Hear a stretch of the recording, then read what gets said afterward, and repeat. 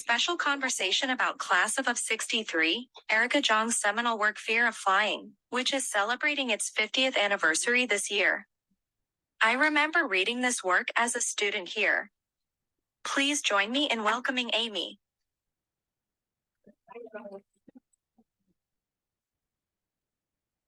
Hi everyone. Thank you, Sarah, for the fabulous introduction. I'm Amy Veltman, class of. Oh wait, do you have a mic? You take the mic and then she'll take it. Okay, because I have one on. You can pass the mic to You her. can hold it if you want. Okay, I'll hold So I'm Amy Veltman, class of 1989, and president of the Alumnae Association of Barnard College, and an English major. So I really feel on the spot today. But also incredibly honored to be able to facilitate this conversation with Erica Jong and her daughter Molly Jong Fast about the 50th anniversary of the seminal book Fear of Flying. So I'm sure all of you are familiar, but in the event that you're not, I'm going to share a little biography of Erica and of Molly. Erica Jong is a celebrated poet, novelist, and essayist with over 27 published books that have been influential all over the world. Is this thing on? Sorry. You can hear me? Yes. Yeah. Okay, great. It's on. Okay. Erica's most popular novel, Fear of Flying, celebrates its 50th anniversary this year. Never out of print, it has sold over 35 million copies in 50 languages, including Chinese and Arabic. I know.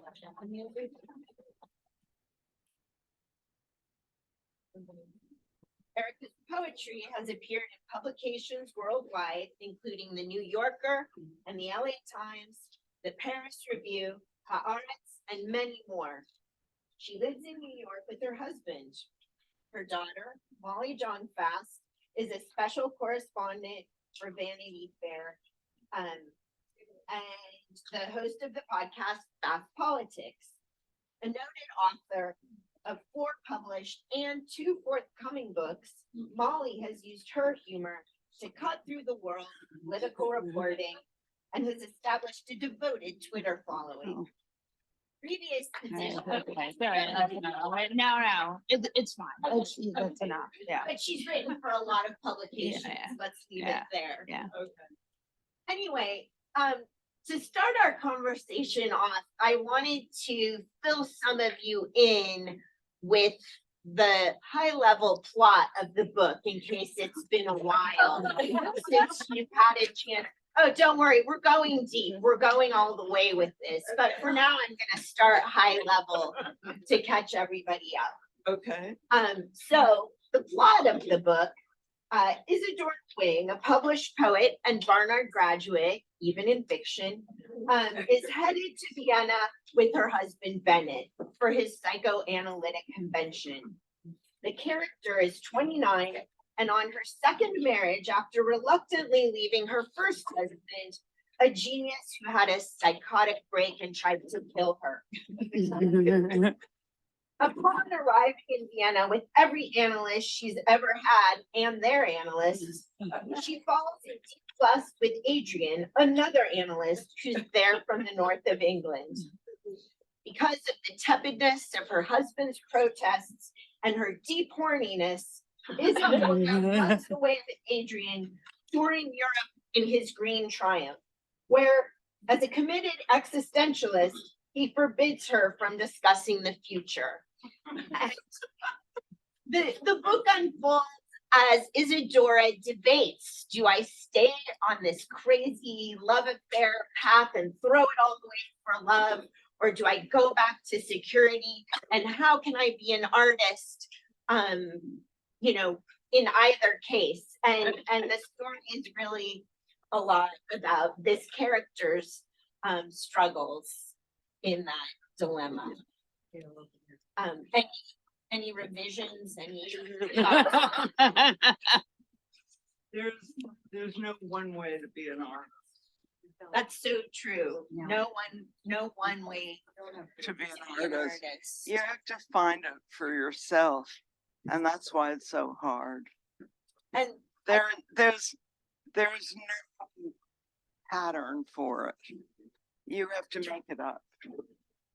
That's all. yeah, I think that's so much what this book is about, is this person. I mean, one of the characters, is it okay that I say the character? One of her favorite expressions is life has no plot. Yeah. And yeah, is that I something? don't think it's original with me, Yeah. but I'll claim it if necessary. Okay. Okay. And I think that's what you're saying about the path to becoming an artist too, is there's no set plot of how that happens. No, and partly it's your own confusion of wanting to be what you think you ought to be that controls the outcome. It's really amazing. You have to be brave. But for anything in life that matters, you have to be brave.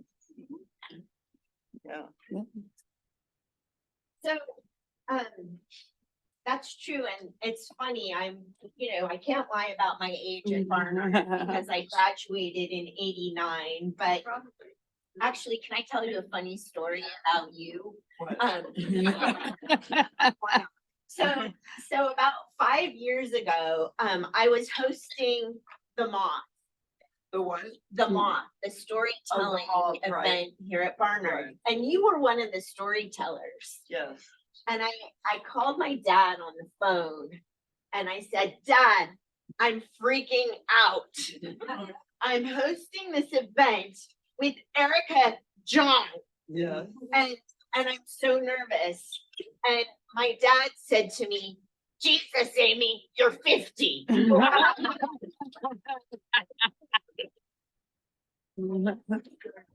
It is. And it was his very clumsy way of saying, be brave, Amy. Yeah.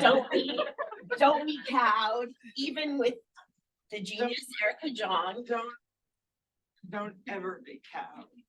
Even if you think you're not right, never be cowed.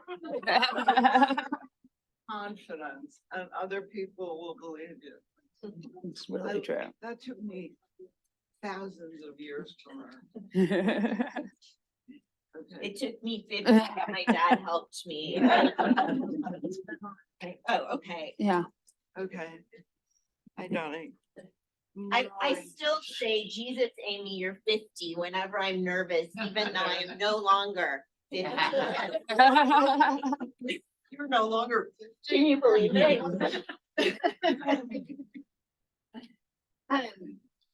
So one of the things that I find really remarkable about fear of flying is that when anybody mentions fear of flying, they say, oh yeah, the book about the zipless fuck, right? But it is about so much more than that. It's about this journey to becoming an artist. It's about being a Jewess in the mid 20th century. It's Right. about New York. It's about Vienna 30 years after the Holocaust, Right. a mere 30 years afterwards. And- A mere 30 years. yeah, I mean, so I'm wondering how it felt to have this book where I felt like you wrote about everything, what it's like to be a woman, how it felt that people take away zipless fuck and then they don't take away the universe of the book. Well, I think that you can't demand how a book should be read. You know, the people who want to find it.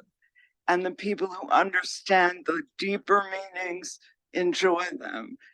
And if a book is that full, it may take years for people to really get it. And I think as the author, you just have to accept that. Not everybody reads. Some people read because their best friend says, you got to read this, you know, and you've got to let the process happen. And when you read a book that makes you feel like your life has been told, it's a very special feeling. And you want to tell other people about it. That's what we call word of mouth in the publishing. Anyway, and it's very important. One of the things, I actually have a mic on, so I don't know if that makes any difference, but you can hear me. One of the things I was struck by with Mom was about 20 years ago, we went to Heidelberg. Oh, wow. Yeah, and we went to the Nazi amphitheater, and she told me all about what it was like being Jewish, living in Germany in that time period, and how strange it was and how fresh the Holocaust really was. Yeah. Do you have anything you want to say? That you got that. Do you have anything you want to say about living in You know, Germany right after the what? Holocaust? Do you have anything you want to say about living in Germany? Living in Germany. Well, it was like seeing all my fantasies come true. Having to deal with Jewishness. I never grew up in an observant family, but I did grow up in a family that was very proud to be Jewish. And what was I going to make of all this stuff?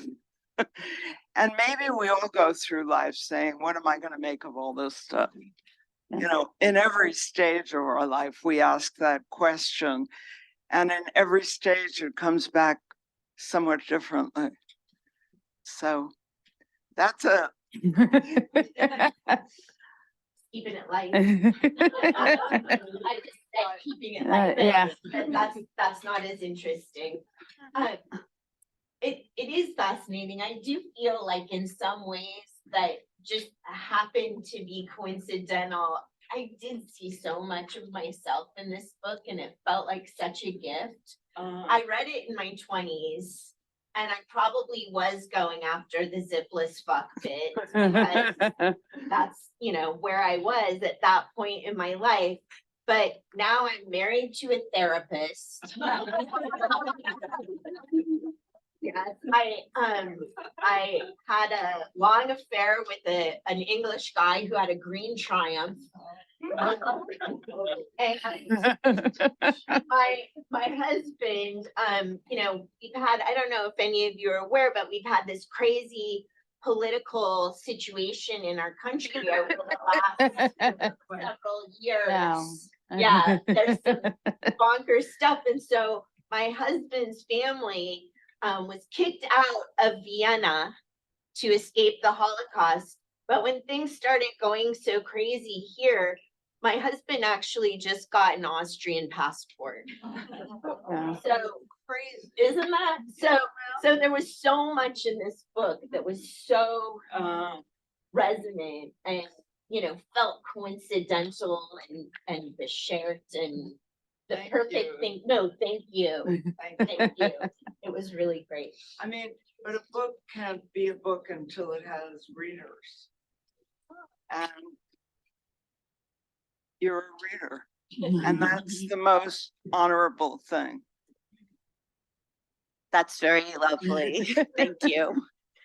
And I noticed when I was reading it, what a reader you are. There's these beautiful epigraphs that are so perfect for each chapter at the beginning of them. I guess one of the things I noticed is that Virginia Woolf said that thing. That's not an elegant way to set it up, but Virginia Woolf said anything worth reading is worth rereading. Oh, yes, I had forgotten. That's true.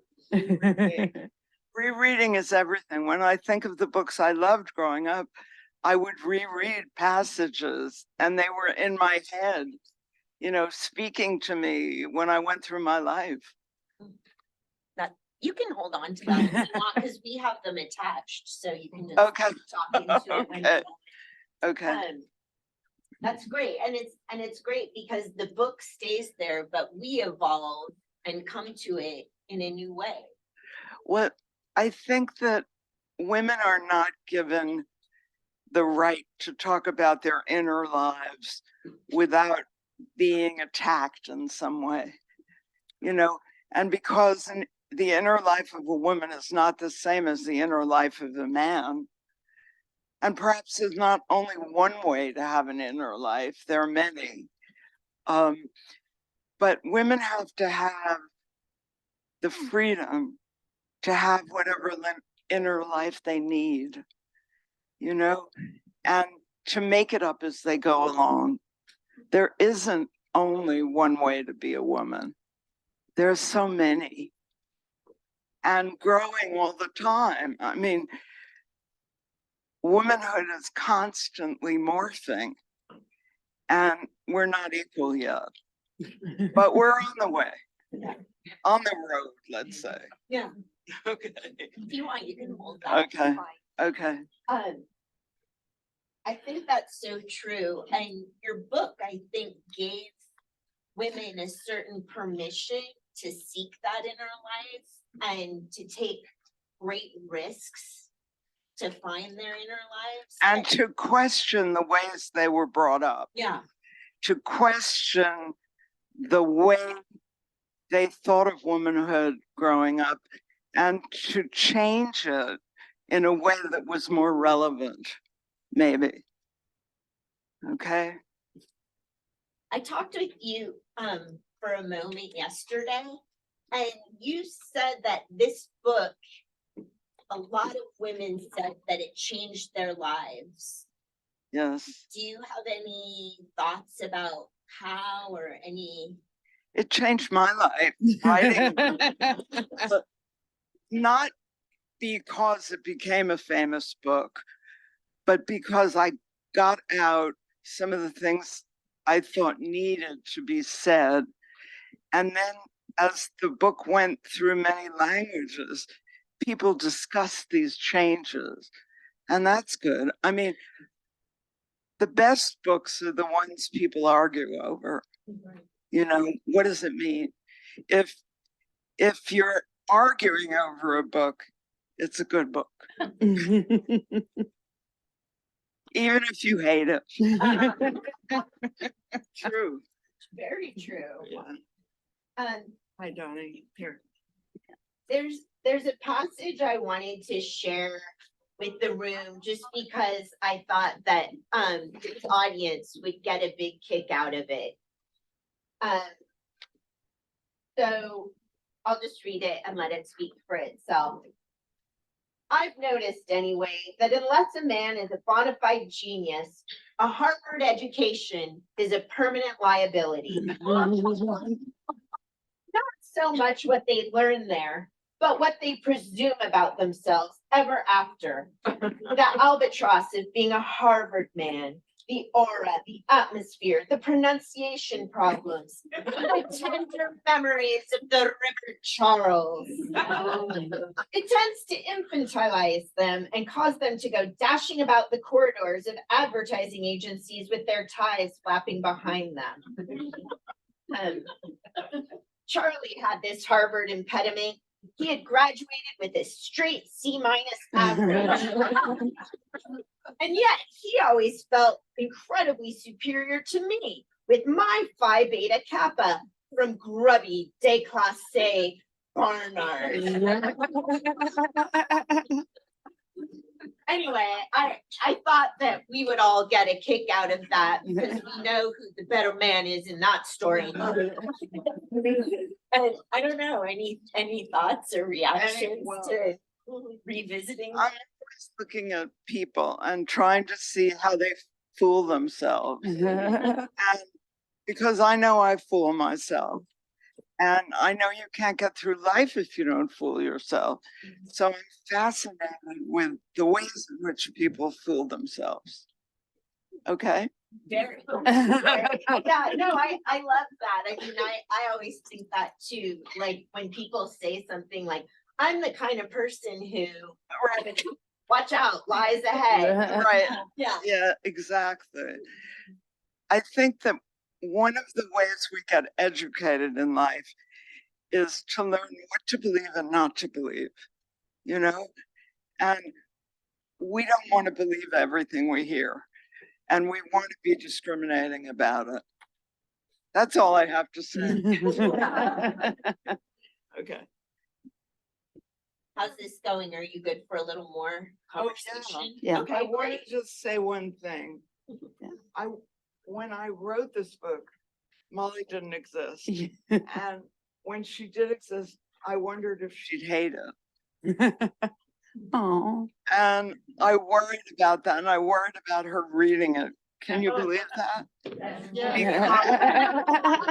Being a woman is so different now from what it was then, Yeah. but in many ways it's the same. Can I say that? yeah, Okay. it was good. Do you have any reactions, Molly, to that? And that book, the book was written 5 years before I was born in Right. 1973. Right. And it has played a very large role in both our lives. That's true. But I'm very proud of my mom, and I'm, just very, she's had this important legacy, and I know how important Barnard has been in her life more than Yeah. anything, even more than the writing in a certain way. I feel like, so I knew that I really wanted to make sure that she could be at her 50th reunion because Barnard is such an important part of her life. And I feel like growing up, Barnard was really a figure in your Have either life. have any of your kids gone to Barnard? There are two. My girl child is too young. Okay. She's only a freshman in high school. Okay. So. But okay. So there's time. She can go if she gets Okay. in. Yeah, we'll see. I'm so thrilled to see all the laughter. Yeah. I think it's laughter that keeps us honest, really. Never lose that, you know? Yeah. Oh, I was just gonna say that this book is just incredibly funny. Is it? Yeah, it is. I mean, I know that it seems insane to say this, but there's the funniest attempted rape scene I've ever read in my life. For better or for worse. But it makes a clown out of a man trying to do something so preposterous. And it also highlights how absurd it feels to be trying to live your life. And all of a sudden this person comes in and thinks they have the right to disrupt it with something that is just not where your head is. And it Yeah. just That's interesting. I mean, people talk about male power, and a big part of male power is the power to make people look at you and not the women. Anyway. Do you have anything you want to say about what kind of place Barnard has had in your life? Barnard was very important in my life. I think I only went to Barnard because my older sister went to Barnard. And yet it was pivotal in my life in so many ways. It allowed me to study all the things I wanted to study. If I'd spent another 5 years here, I 'Cause- might have gotten to it all. You also, I remember that you went to Barnard wanting to be one thing and you left Barnard wanting to be something else. Really? Yeah, because didn't you want to be a doctor when you I started here? wanted to be a doctor. I was convinced, and I think, Weren't you pre-med here? what? Were you pre-med here? I was pre-med. Yeah. But I wanted to be a doctor, maybe because I thought that doctors were the only women who could rule. That they had an extra spin on the ball, so to speak, that women didn't have just by being women and smart. Yeah. That was really the issue. And looking back at it now, I see that. I see it was a way for women to be whole people. You know? Anyway, more? Questions? Well, I was looking for the book because I had marked a quote and I can't find it, but it's this beautiful paragraph about this character and the daughter she fantasizes Oh, about. right. And it's about having this partner in the world who's feisty and fierce and, you know, it looks like you imagined her into being. Did I imagine my daughter into being? I wanted her to have all the things I cared about and none of the shortcomings. Oh, And I hope I did a reasonable job.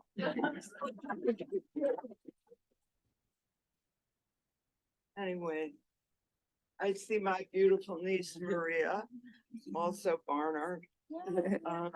Amy. I hope some of my grandchildren will go to Barnard. I love you. Yeah.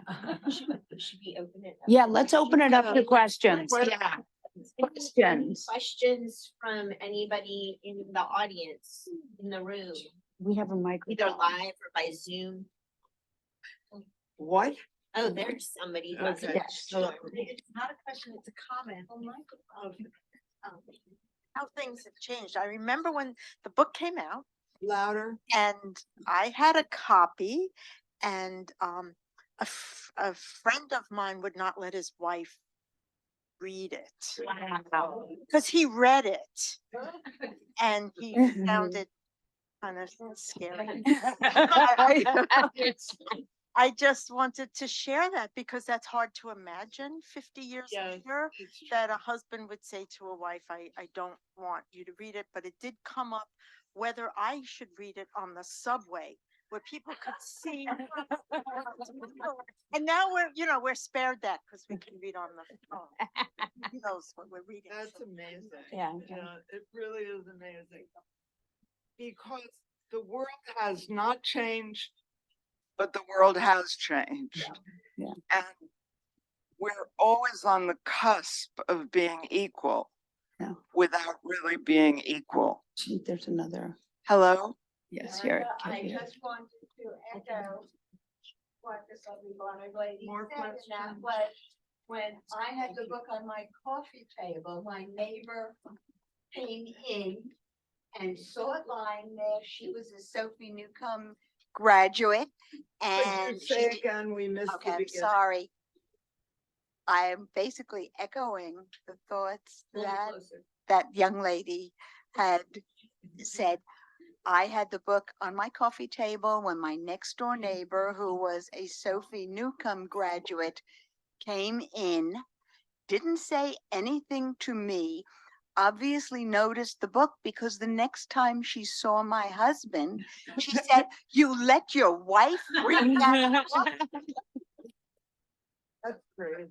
The idea that you had to let your wife do anything. Is crazy. Hello, darling. Hi. Yes. Oh, can you hear me?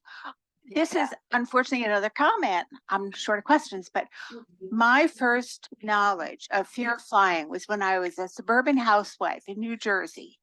And we always listened to WR radio in the morning. And John Gambling came on and raved about fear of flying. John. And John Gambling, who would have thought? Yes, he raved about Erica Jong's wonderful book, Fear of Flying. And I was so excited and got it copy right away. But it was John Gambling, a man on WR radio, quite a conservative, I think, host who loved it and recommended it. So that's great. my little Thank you. take. Hi. Hi, I just wanted to make a comment. I remember having lunch with Erica the week The Fear of Flying came out. Right. It was here at Barnard. Well, I Wow. think it was at the West End.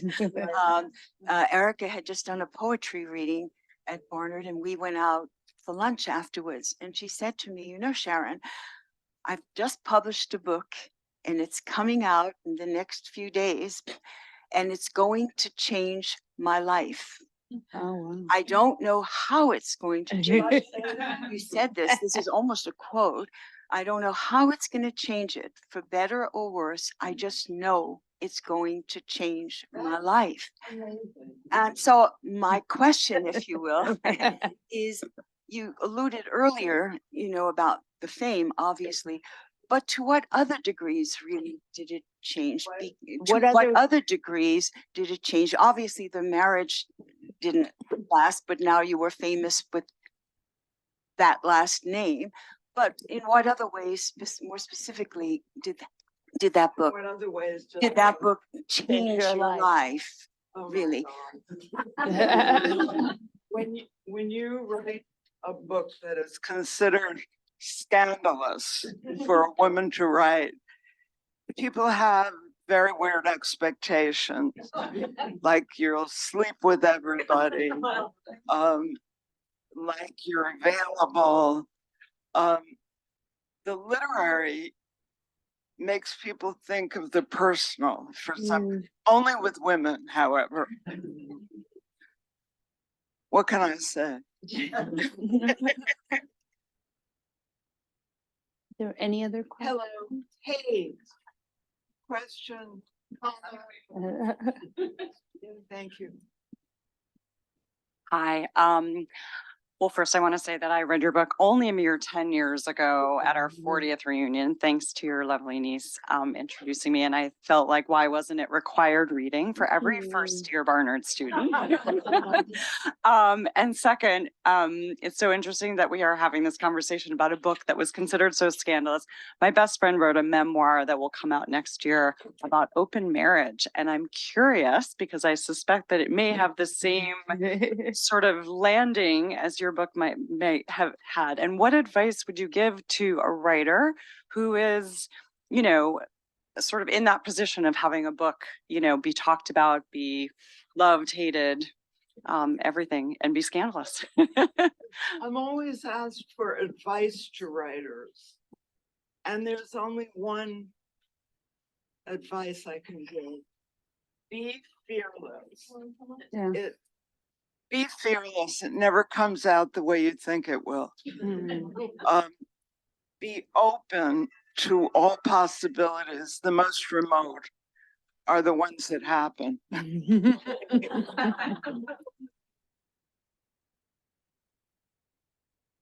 Hello. Oh. Hello. Of course, I read your book. Of course, I loved your book. I'm class of 73. Meant a lot to us. It was an incredible time to be a woman and be a woman at Barnard. But what's interesting to me is that, so let me try to make this as quick as I can. So when I saw there was going to be a moth here, and I've always been the kind of person that could get up in front of everybody and be funny and be, so my husband said, this is right up your alley. So I started thinking of stories. Could you repeat that a little slower? A little Louder. slower. So my husband said, this would be right up your alley. You love performing. You love all these things. You have lots of great Barnard stories that I've heard. Do it. So we sat down at the table and I started thinking of my stories, and each one I go, oh shit, I can't tell that story. Oh my God, I can't tell that story. How could I be in the front, you know, of 100, 500 people and tell that story? And like, I could not come up with anything that I thought was for public consumption. And I'm not like a great artist or this or that. And I couldn't say like, oh, I went to Lincoln Center and I became inspired and became a painter. I'm a fundraiser. I'm a development officer, nonprofit. I raise money from rich people. Not that interesting to most people. Wow. So why is it I want mother and daughter to answer this. When I tell those stories, mostly the sex stories about, you know, all the guys we slept with, we would compare lists. I mean, I can say it in this room, I hope. Yeah. Don't call my husband, but he kind of has some sense of it anyway. Yeah. So why is it when we talk about those times and that level of crazed sexual activity, was it perfectly innocent? And now it's horrific to think of that, to think of our daughters doing that, to think of how why is there such a difference? Or is it just in my own 71-year-old mind, I'm excusing my promiscuity and there is no difference? This is a hard question. So, yeah. What I guess the question is, why is it okay when we do it and not okay when other people do it? Yeah. Because right, I think that's fair, right? That is so perfect, Molly. You know, Thank you. I grew up this girl, Yeah. and there's nothing she won't talk about. But I mean, look, I always say this to people because people are always like asking me, they're always saying like, should I get on social media? Should I be on Twitter? Should I do this? And I say like, being famous can only hurt you. Like What? Being famous can only hurt you. If you have a real job and you're in the real world, it can only hurt you, right? Like the more scrutiny, it can only hurt you. So, so I would say, Told that story. no, you should tell the stories and you should, but I do think there is a certain, I don't know why I was telling that story. I don't know. That's a non sequitur, but yes, when other people do it, when our children do it, it's upsetting, but when we do it, it's okay. That's nice. Talking a little bit about the costs of putting your stories Well, out there. right. I was just sort of thinking that it is that, when you do put your stories out there, people absorb them in ways that have as much to do with them as you. Absolutely true. And it's really, and they project onto you what they need to project Right. onto you. And so maybe it's better not to listen. Well, I also think, we're not saying it isn't totally great to be, to get recognition. I mean, it's great. Recognition It's is really fun. important. Yeah. There's But a reason people like it so much. Yeah, Yeah. but to have your name known is really helpful in Yeah. life. Can I say that? Yeah. Of course. Yeah. Tell us more. Are there any other questions? Hello, Hugh. I have a fast Yeah. question. Given the We only subject have matter- one mic. Yeah, This is it's coming. so female. Just, okay. I think let's do It's a fast question that, given the subject matter of the book, did you have a hard time getting it published? Oh, that's a good question. Did I have Did she have a hard time getting the book published? Not even a bit. Because at that point, I had Barnard and Winston as my publisher. And the editor who read it said, "This book has everything." And I think he was right. This book has everything.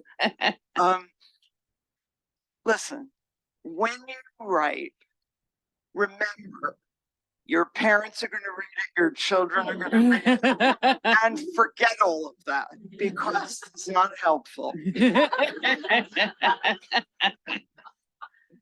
All right, I think that's good. I can't think of a better way for us to end this conversation. Thank you so much.